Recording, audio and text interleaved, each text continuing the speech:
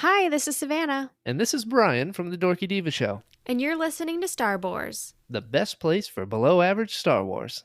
The Dorky Diva Show presents Why is this seat so much more comfortable? the long-awaited sequel to the adventures of the Zolan Dart audio drama. Have you seen the captain's datapad? Trying to work, Murph. Piloting the Zolan Dart by himself, You do understand the details of this particular job, correct? I've been on plenty of jobs like this. With you! Reldar Sias returns to a planet he thought he'd left behind for good. Is there a reason you didn't mention I was tagging along? Hopefully having you there will make others think twice about messing with me. Making new friends Oh, you must be the pilot of the Zolan Dart, yes? I guess I am. and reconnecting with old ones, Reldar? Vera? What are you doing here? until past grudges resurface. I'd be minding my own business if I were you. Well, if your business wasn't being handled right in front of my face, maybe I could mind my own business. We have to leave. Now. Why the rush all of a sudden? We're in trouble.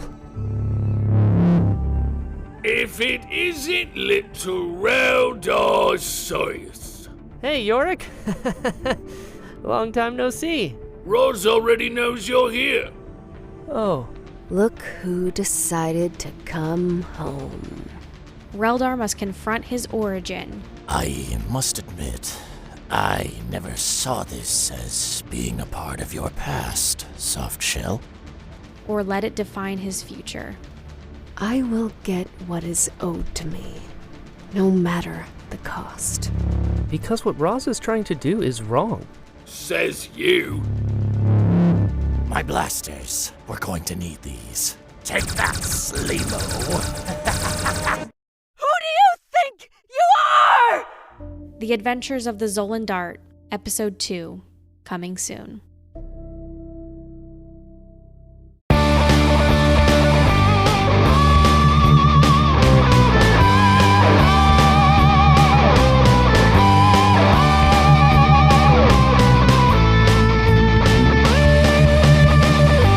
Welcome to Star Wars, best place for below average Star Wars.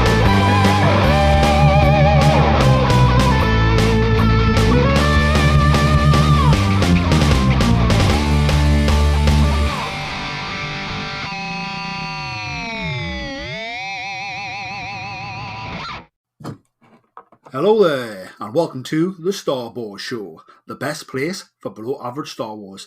I am the Jolly Jedi Pete, and I'm joined by Jason Hondo Ling. Jason, how you doing? Hello, Pete, and hello, everyone. Glad to be back. It's been a while, but we're looking forward to getting back into it. Yeah, let's talk some Star Wars. I think let's just dive straight in. You know, we haven't recorded for a while. I know one of the things we both love is Star Wars merchandise. There's been some big Lego news that sort of has it leaked out. I'm not sure, but there's been some sets revealed. So we'll just dive straight in talking about those. If you want, Jason, start off with something fun. Yeah, definitely. There's some big releases. They were originally leaked, but they are now all appearing on the Lego website, which I'm happily staring at and getting all excited about now. The first one, which seems a bit early to be talking about it, but it's the Lego Star Wars Advent Calendar. This is always a popular one for me. I normally buy it when it's released in September and build it in September, which is just I can't resist. But yeah, that looks good, full of goodies. We've got the Emperor in a Christmas jumper as one of the figures. We've got a mega figure, which I think is going to be really, really sought after. And a really nice Princess Leia from Endor. So yeah, that's the first set that really jumped out at me. The other one that's been getting a lot of buzz on the internet, and I'm sort of torn on, is the Yavin 4 Rebel base. This to me looks very similar to what they did with Vader's Castle, very similar sort of build.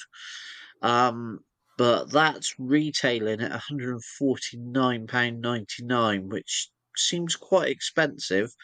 But you do get some quite cool minifigures. One pretty popular one, I think, is going to be Luke and Han, because obviously both of those have previously been done with their Yavin outfits with the medals printed onto the bodies. With these sets, they actually have a detachable medal, so you can have the figure either before or after they've been presented with their medal, which looks pretty cool in itself. That's the first two. Then there's a new range that seems to have appeared, similar to what they already do for Marvel. And we've got a Boba Fett, Darth Vader, and Stormtrooper mech. I'm not overly keen on these. I used to collect I have collected a lot of the buildable figures. And I wish maybe they sort of carried on concentrating on these rather than bringing out this new mech range, which I think fits with Marvel but doesn't quite do it for me in Star Wars. And then we've got a couple of other ones. We got Yoda's Jedi Starfighter, which is a bit of a rehash of an old kit, but does look quite cool. That's a nice little £30 kit.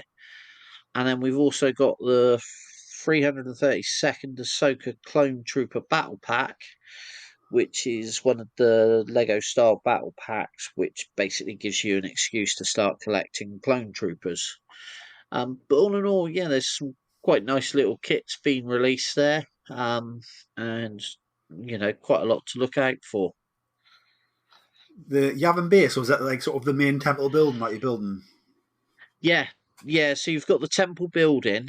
You've then got the tree in the lookout post, and you've got a build of a Y-wing. Looks like a pretty basic Y-wing build, but all in all, yeah, it does look quite nice. Then obviously, as you turn the kit around, you've got several little sort of play areas that you can see. You've got I don't know how to. You've sort of got like the briefing rooms. So just trying to see. You've got General Dodonna giving out his briefing sort of thing. And yeah, it's just really a fun little display piece, I think, really. Awesome. Is it similar to sort of what they've done with sort of the Mos Eisley Cantina set in the past, or is it more like I think you mentioned the Vader's Castle, didn't you? No, it's more. It's on a smaller scale, so it's more like the Vader's Castle. Obviously Well, and I suppose the smaller scale. There was the earlier Mos Eisley cantinas, not the UCS kit. So it's similar, bigger scale than that, but I'd say more on the scale of the Vader's Castle. Cool. And then the Yoda Jedi Starfighter, is that sort of is that a redo of a previous set? Yeah, it's I'm sort of looking at it, trying to.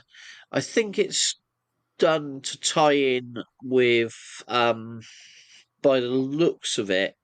Obviously, Yoda's sort of getting a resurgence with the new kids' TV series, but I'm looking at this kit and it looks very similar to the kit that I've already got. There's not even the build looks pretty much the same. So yeah, I think it's pretty much a rehash. Okay. Well, I think obviously Lego wise, I haven't really picked up any new Lego in a while. I think I've got a couple of sets that are unfinished that I might need to start building. I think for me, I think the Yavin base, just how iconic and sort of old school that temple and the way it looks in New Hope, the way it looks in Rogue One. I think that's obviously I haven't seen it myself, but that's the set that gets me the most excited. I think is the Yavin base one. The Advent calendars, I think, I've had two in the past, and the last one I didn't really finish, I don't think. So I might just live curiously through yourself when you get that set and when you build it. Yeah, definitely. It'd be cool. I'll happily build it for you, Pete. Definitely. Have you got any older sets that you've acquired recently that you're going to start building? Yeah, to tell the truth, I still haven't built. No, I haven't built any of the sets that I acquired at Celebration. I just haven't had time or the room to display them. So I've still got those. I did recently. I had my birthday last month, and I got given the Obi-Wan Starfighter. Um, so I built that. That was quite a fun build. Quite enjoyed that. And obviously, I picked up the Obi-Wan figure that was with the Lego Star Wars magazine. So I was quite pleased with that because obviously that's the same minifigure that comes with this kit. So if when I finally get chance to properly display it, I'll be able to display it both with Obi-Wan in the cockpit as he's supposed to be, and then Obi-Wan in his Jedi robes as well. So I was quite pleased with that for those two purchases. Very good, very good. Speaking of merchandise and keeping merchandise, I know there's been a brand new Star Wars merchandise store open sort of near yourself. If you want to, I know you went to was it the grand opening you went to, Jason? Yep, it was Jedi Archives. It was a grand reopening. And what we did is I went down with my daughter, who's gradually getting into Star Wars and everything. Obviously, Dorchester's quite close to where I am. And obviously, this time of year, it's the next town on from Weymouth, so we got a lot of tourists around. Um, Really, anyone who's in the Dorset area loves Star Wars. This is a little gold mine or a little treasure trove to visit. It's a store that the owner Ben is really a huge Star Wars fan, and he'd been selling Star Wars stuff online.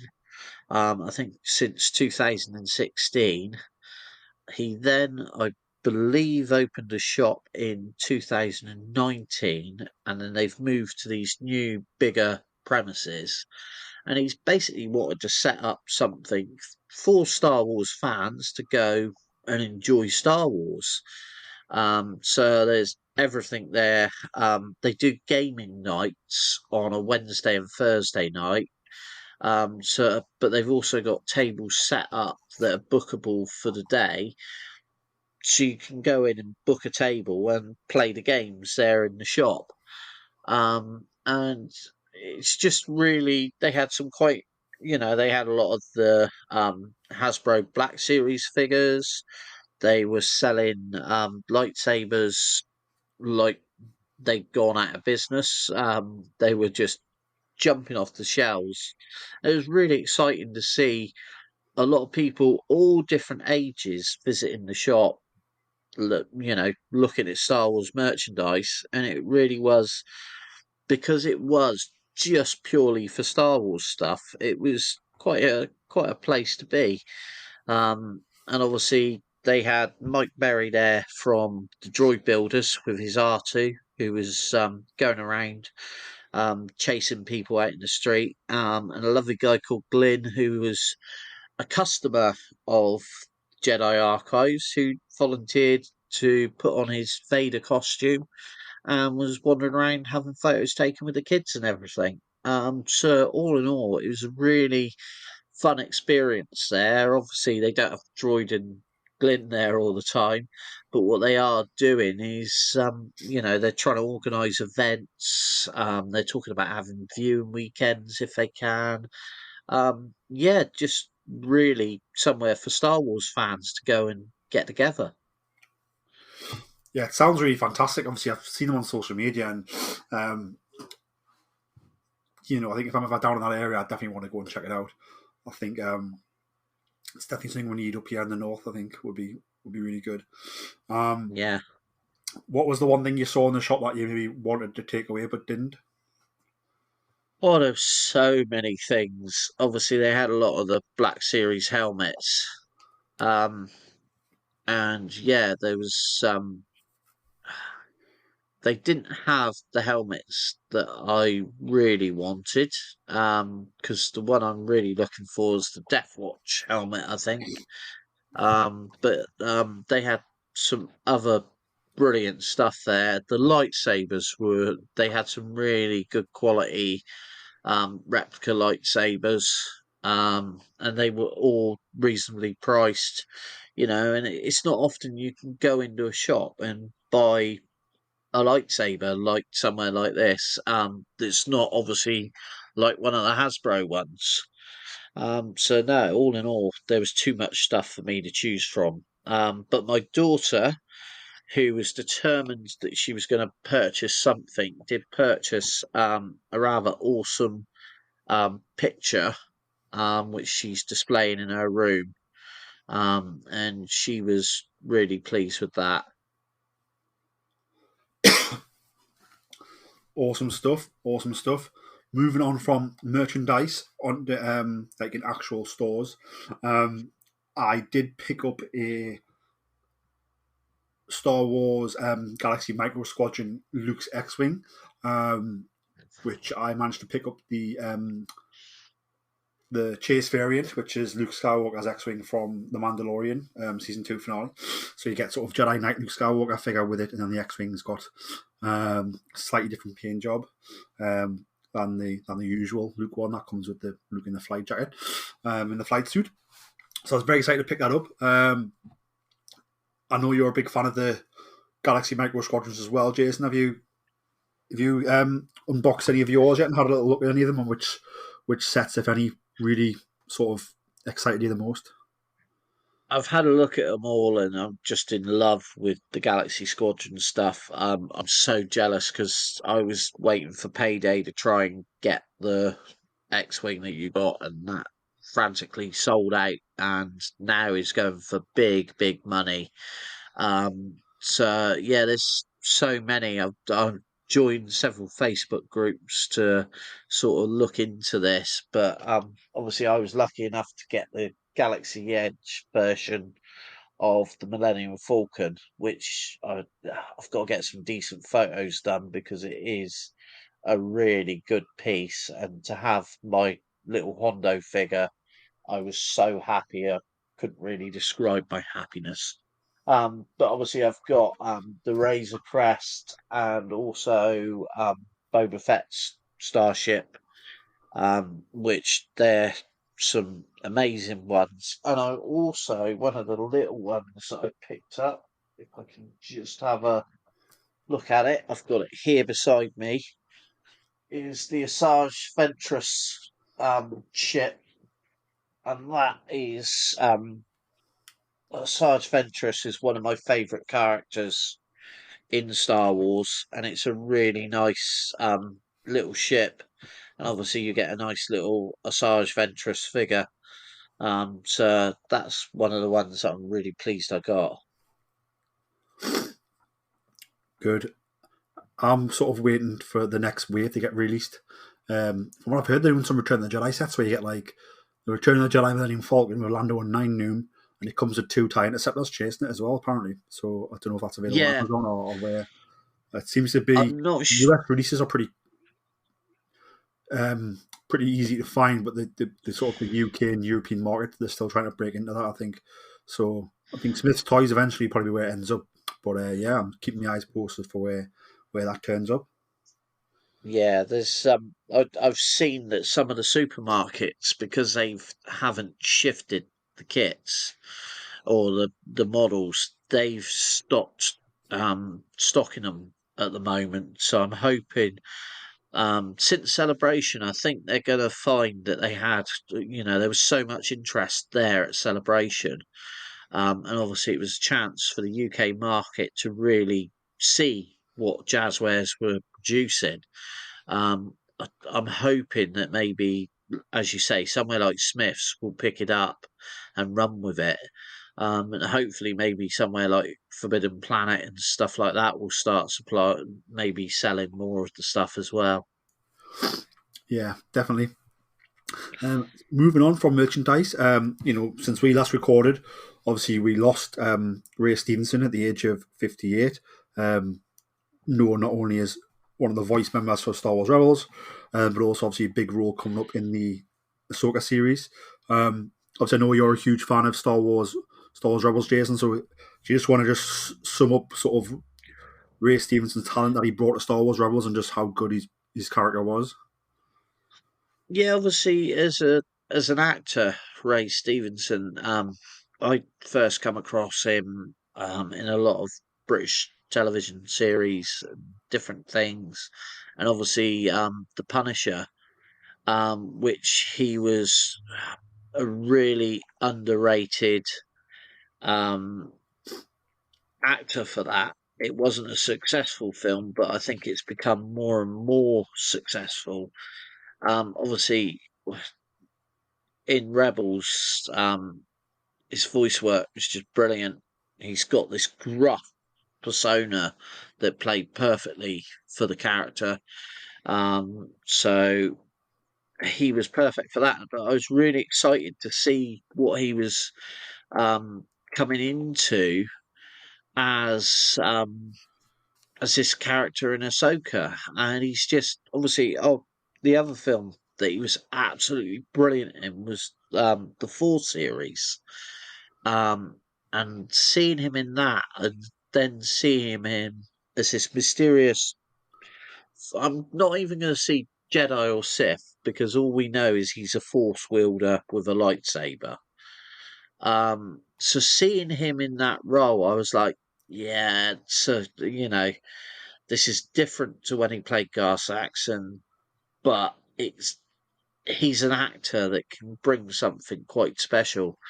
I'm glad, obviously, that he got to complete the series, but it was a real blow to hear that someone, you know, really quite young, had gone, and just as we were looking forward to seeing this new character, I think I'm going to pronounce it right, is Balin Skull.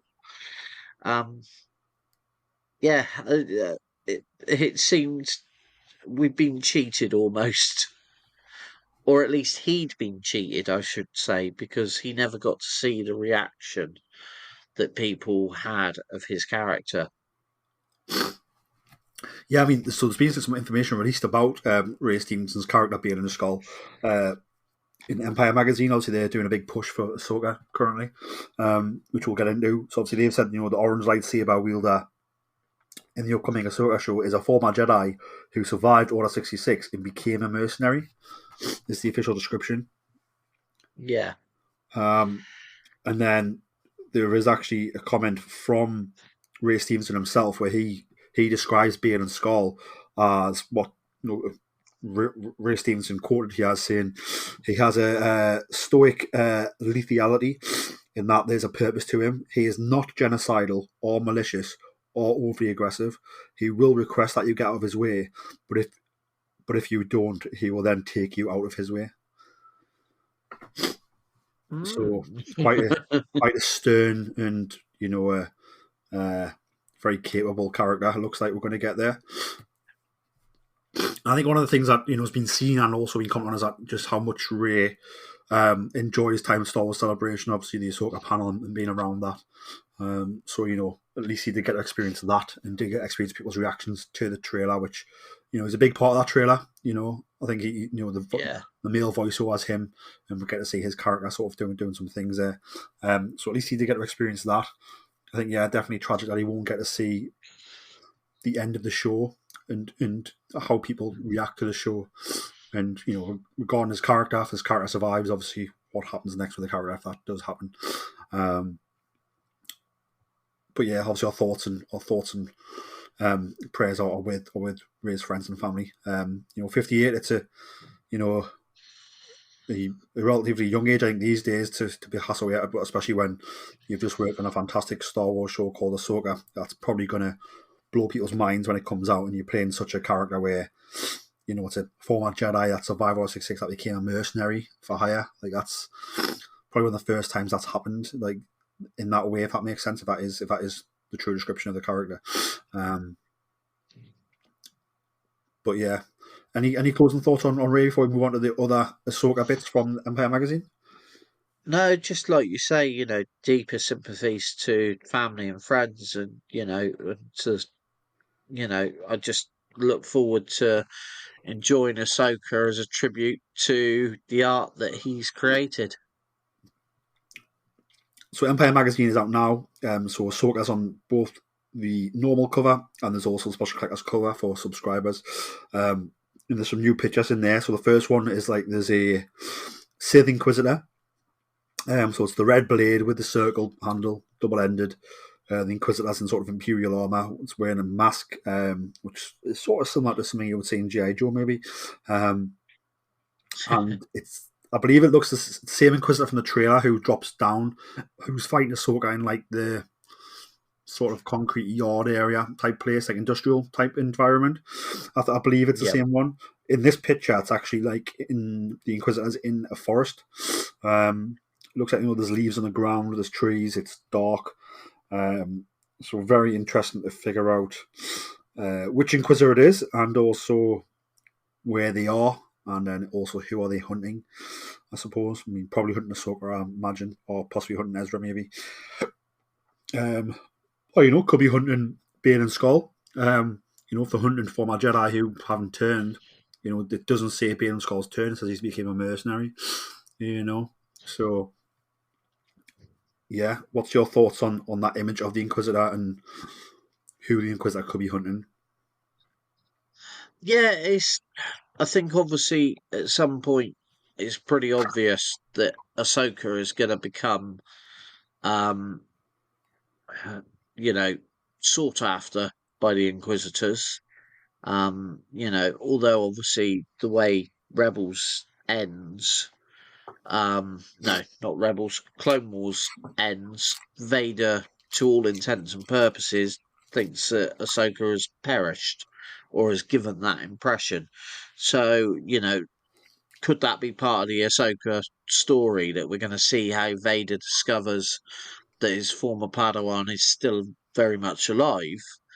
Although obviously we've seen that in Rebels. So yeah, hang on, I'm thinking about it now. So no, she's going to be. So yeah, so it stands to reason actually, doesn't it? Because of the storyline of Rebels, the Inquisitors there, she's going to be hunted. So I think the Ahsoka series is definitely going to time jump around. I think we've seen it when we talk about this picture, but I think the Ahsoka we see in The Mandalorian is very different to the Ahsoka we see in Rebels. It's a much older, wiser Ahsoka. So for me personally, I think when we see Ahsoka in the time frame of the New Republic, I don't think she's getting hunted down by many things. I think she's probably doing the hunting. Yeah. That makes sense. But we will see. I mean, like I said, the image in the trailer is very different to this environment in this picture. So maybe this Inquisitor encounters, we see an encounter a few years earlier, and then we see one sort of in the modern time frame of the series. Yeah. Time will tell, I suppose. I just think it's exciting that we're getting Inquisitors. I mean, going on to the next picture, which is Ahsoka. Looks like Ahsoka as she, goes to Lothal to see Sabine to go after Ezra at the end of Star Wars Rebels. Looks almost like that same picture. Sabine's there. She's got the short hair in this picture, so I think it is that earlier thing rather than later on when she's growing her hair out a bit. Sabine has Ezra's lightsaber on her belt. Ahsoka's very much like Gandalf the Grey with the coat, the cloak on, which is how we see her. So yeah, I think really cool that we're going to see sort of. To me, this picture, I know you're a big fan of Sabine with the short hair. I think we are going to see some time jumping where we're going to see them talking about Ezra and what's happening. Then we're going to see them actually hunting for Ezra. I think it's going to be a few years apart, perhaps, maybe.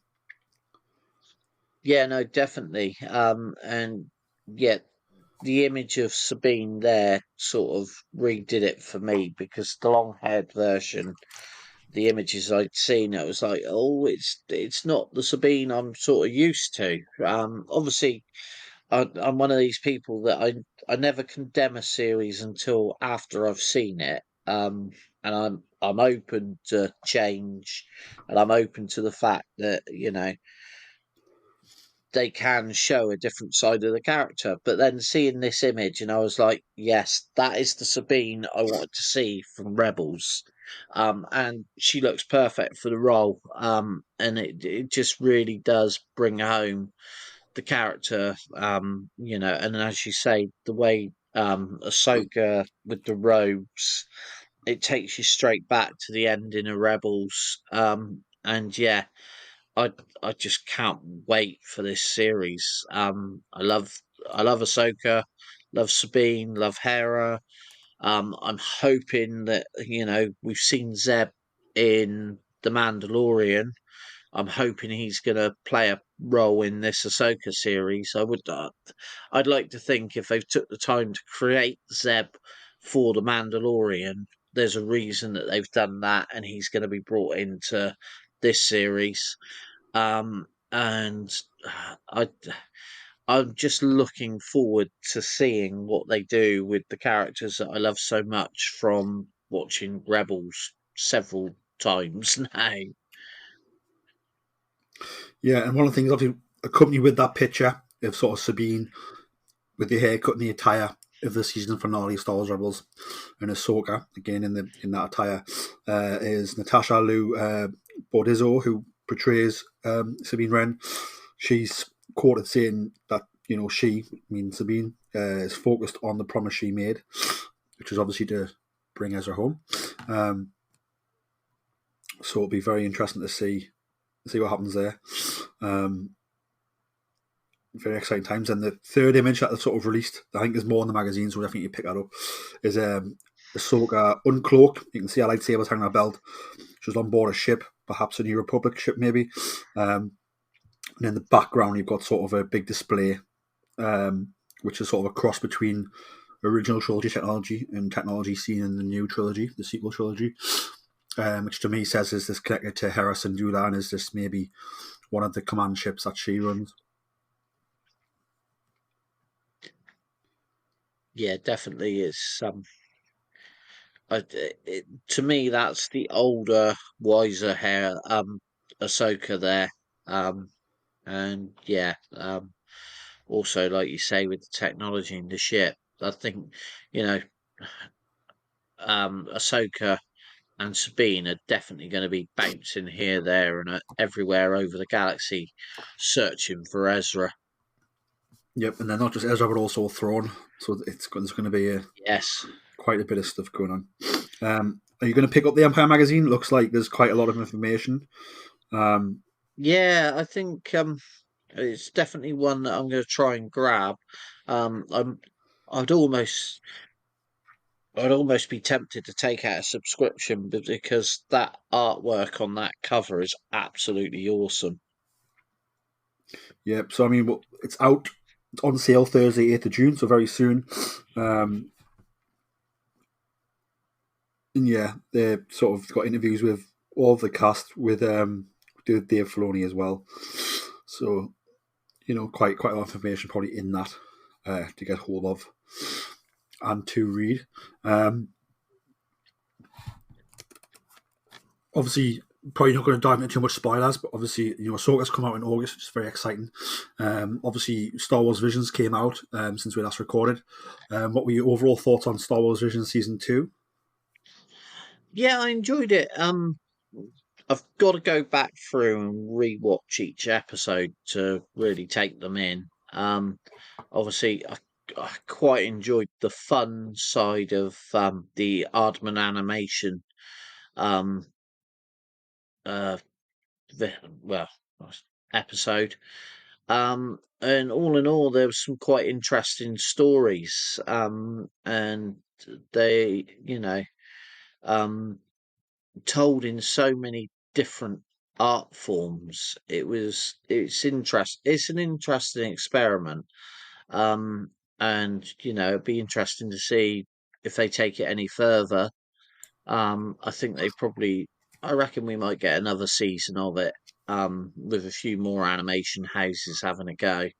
But it's just one of those. It's sort of picking through the episodes and the different stories they tell, and that all in all, that there wasn't. It's one of those I just didn't find any that particularly jumped out at me, but they were just fun to watch. And have you watched any of Young Jedi Adventures, the other show that's debuted on Disney Plus? I watched a couple with my daughter. I've got to really have a proper look at it, but they did. She was quite taken with them, and yeah. Sadly, we've both been so busy that I haven't had chance, and also with the weather being good, luckily she's not the sort of child to sit in front of the telly. She'd rather be outside chasing around. So that's probably one that I'm going to save for the winter months and actually sit down and watch the series with her when we can't get out and about. Yeah, I need to sit down and watch them both. I watched some of the Star Wars versions. I think I watched the first 4 episodes, which I enjoyed. I haven't seen any of Young Jedi Adventures yet, but I know it takes place in the sort of the High Republic era, which I'm very interested in. So I really do want to dive into those when I get opportunity, and we'll have to review them deeper on the show once we're all up to date with them.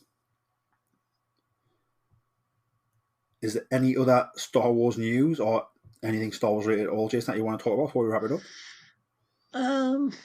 Trying to think what else.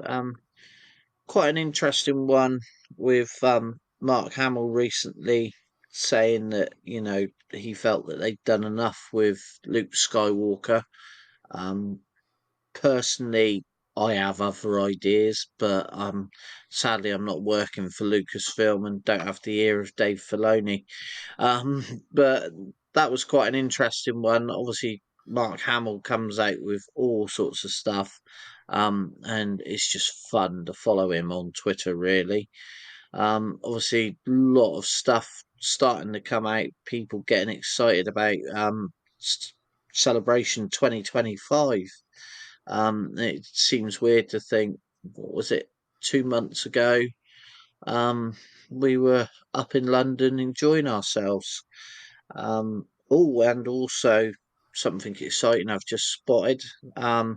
June the 28th, I get a Disney Gallery, the making of Mandalorian season 3 is coming. And I'm a big fan of the Gallery series, so I'll be looking forward to that. I just wish, I know it'll probably be a single episode, and I do wish they'd go back to the format they did for the first series of Gallery, because I think the round tables, listening to the likes of Favreau, Filoni, um, Bryce Dallas Howard, and all the directors, just listening to how they created.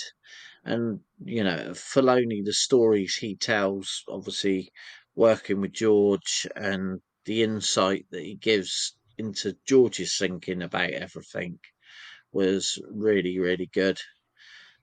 So, yeah, that's something to look forward to. But other than that, I think that's pretty much it for me. Be interesting to see, because obviously I know that the second season of Mandalorian, when it came to producing the behind the scenes look, I know that obviously COVID had hit, so I wonder whether that had stopped them from having like the round tables and things like that and producing the documentary how they would want to. So it depends on whether the money they save by doing it the cheaper way, by having people together, whether Disney Plus has copied that or whether they've gone back. So it'll be interesting to see whether it is one episode or if it's more than one episode. But yeah, if I remember correctly, I'm sure it was done that way because of COVID. And another thing is that obviously you've got Mandalorian season 4. I think is obviously currently, I think it's going to be slightly delayed because of the writer's strike currently going on with the Writers Guild of America. Yeah. So I think once that gets rectified is when that show can then start its production run. Yeah, I've just looked. They're saying it's a single episode, which is a bit disappointing. I have to admit, I know what you're saying. They stopped because of COVID, the sit arounds. But I think they seem to have gone for the same sort of format that they're also doing for all of the Marvel output. So they seem to be sticking to single episodes. Whereas I think Gallery, because that was one of the first things that they did with Disney Plus, it was something that, I'd like to have seen them carry on with the round tables now that the COVID issue isn't quite as severe as it was. Yeah, I think Disney Plus, they started taking content off Disney Plus. Which I don't know if that's a power play with the writers or not, but they have started doing that. So again, I think they're looking to lessen the content on there. For some reason. So very interesting times, I suppose. Yeah, there's a lot of changes, obviously, with Bob Chapek going and Bob Iger returning.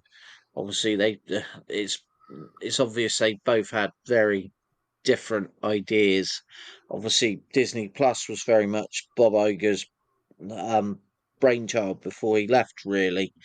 So it'll be interesting to see how he starts to reform that since his return. Indeed, and I think for Star Wars as well, Disney Plus is his brainchild, but I think for him being back, he wants things in the cinema. So I think he'll be saying, and since he's come back, we've had the 3 movie announcement at Star Wars Celebration. He wants Star Wars in movie theaters as well as Disney Plus. Don't get us wrong, but I think that's sort of that sort of dry period of not getting a movie, which might have continued under Bob Chapek, will not happen under Iger. Iger's already reversed some of the things that in the parks that Chapek had put in place. So it'll be interesting to see, the writer strike's a writer strike, and that's a different kettle of fish. But I think, once that's resolved, it'll be interesting to see what Disney Plus does at that point. Disney Plus have just added all the Indiana Jones movies, though, I have noticed, ahead of Indiana Jones in the Dial of Destiny coming out at the end of June. And I believe the Young Indiana Jones Adventures are also on there. So that's quite interesting that they've obviously secured the rights on Paramount, and then they've put them on there sort of in the build up to Indiana Jones. Yeah, no, I have to admit, I haven't had a look at Disney Plus lately, but now that you've told me that, I may be heading over there because the Indiana Jones series is something I love, and I love the Young Indiana Jones Chronicles as well. So they're definitely on in America. I'm not sure if they're on in the UK or not, but they should. I don't see why they wouldn't be, because I don't know where else they would be rights wise. So I don't see why it would be a problem to put them on in the UK. I'm not quite sure if they've renamed it the Young Indiana Jones Chronicles. I read somewhere that they might have renamed it just so it's easier to find. But it's probably because it confuses the Americans. I think it's maybe the Young Adventures of Indiana Jones now. Or the Adventures of Young Indiana Jones, I'm not sure, but there has been some sort of change. I read anyway, I'm not sure how true that is. But yeah, obviously, quite a fast episode today. Obviously, just a catch up on the Star Wars news. Anything else you want to chat about, Chase, before we wrap it up? No, I think that's it. Obviously, always good to catch up and chat with yourself, Pete, and obviously the rest of the guys. Sorry, I've just confirmed it. Yes, all of the Indiana Jones is on Disney Plus in the UK as well. Fantastic. So no, all in all, good to be back. Looking forward to bringing forward more Star Wars news as and when it lands, and especially obviously the build up to Ahsoka, which I know everyone's excited for. And obviously all the lovely merchandise that we soon start to see stuff coming out ready for that dreaded time of year at the end of December. Indeed. I mean, Ahsoka's on the corner. I know this big Empire spread that they've got that comes out on the 8th. It's going to be full of information, full of even more pictures than what they've released this week. Ahsoka merchandise is probably going to be pretty big once the show starts coming out. I imagine we'll get new releases every week. So yeah, we really are on the cusp of brand new live action Star Wars, and also live action Star Wars that ties into Clone Wars, Rebels, ties into the original trilogy, and it ties into the sequel trilogy. Ahsoka's in that sweet spot where it's going to tie into Mandalorian. So it essentially ties into everything that's come before it. Ahsoka's going to tie into Mandalorian. It's going to tie into the sequel trilogy. It's going to tie into the original trilogy. It's going to tie into Rebels. It's going to tie into Clone Wars. It's tying into sort of all of Star Wars, really. It links the prequels to the original trilogy, the sequel trilogy, and it links the movies to the Disney Plus shows, and it links the animation world to the live action world. So it is very much going to be a piece that's going to bring all the Star Wars together, I think. So I'm very, very excited for Ahsoka coming in August. Yep, no, definitely. Where can the people find you on social media, Jason? It's as always, and I've actually remembered for a change at Hondo Ling. So always I know. It's starting to stick in the old brain. I'm not completely addled. You can find me on Twitter and Instagram at Geordie Jedi Pete. You can find the podcast on Twitter at Boars Star, and you can find the podcast on Facebook, Instagram, and TikTok at Star Boars Podcast. Please check us out on social media. You can also check us out wherever you get your podcasts, and if you listen on a podcast supplier like Spotify or like Apple Podcasts or anywhere else where you can leave a review, please just consider leaving us a top review. It takes you a couple of seconds, but it makes us smile for a long time. Jason, thanks for joining us. May the force be with you. Listeners, thank you very much for listening. May the force be with you. And remember, always tell that to Kanja Club. Hello, Star Wars listeners. This is Savannah Odit. You might know me as host of The Dorky Diva Show with my co-host Brian Balance. I am also producer of The Adventures of the Zolan Dart, which is a Star Wars-inspired audio drama that we produced over the last year. If you love stories about smugglers, courage, heroic characters, and maybe a few foes along the way, you should go to thedorkydivashow.com and listen to The Adventures of the Zolan Dart today. Shout! We've got your pigs. Were any of the critters harmed? What did you do now? I didn't do anything. I just freaked out for no reason. It was nice doing business with you again. Maybe next time we could deliver something less temperamental. Now, what you call temperamental, I call fun. Hey, is there a place nearby where I can make some repairs? 3 clicks south of here, you'll find a small spaceport. They should have what you need, as long as it's nothing too big. Dynamic class? My stars, you don't hear about many of those still being space-worthy.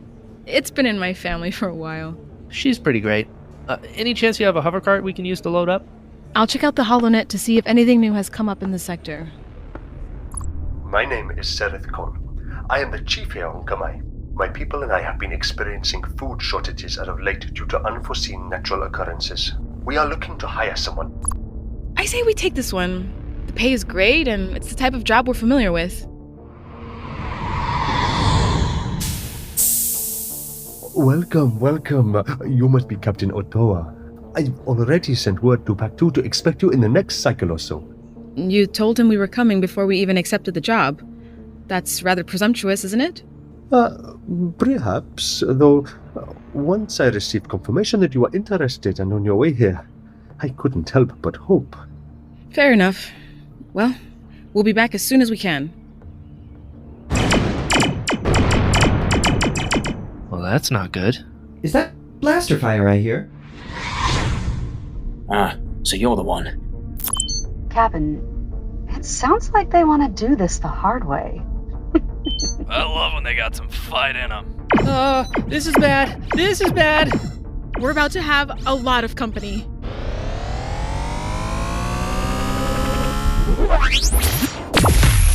I'll see you soon.